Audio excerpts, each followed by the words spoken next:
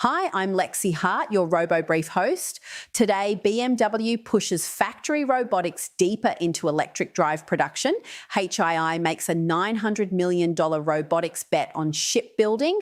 And ARX Robotics puts its GEREON ground robot through US Army trials. Let's get into it. First up, BMW.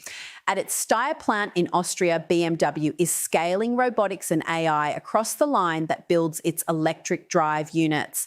Working with automation specialists like PIA Automation, the plant leans on digital twin planning, machine vision, and force-aware robot arms to assemble e-drives at volume. This is the quiet story of the humanoid era.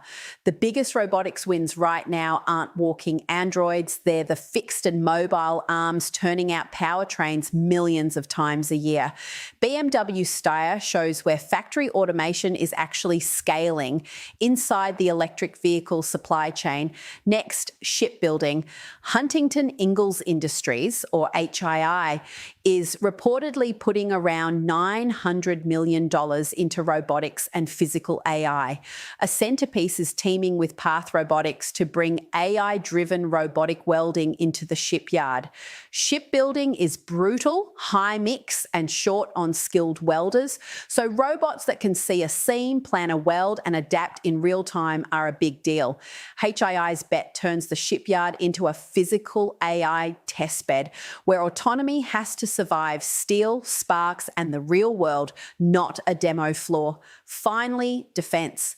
ARX Robotics ran its GEREON unmanned ground vehicle through US Army-style autonomous fleet trials, including brutal desert testing. GEREON is a modular, tracked robot built to haul gear, scout, and operate in fleets with minimal human input. The trials are a signal of where military ground robotics is headed: rugged, autonomous, and deployed in numbers, not one-off prototypes.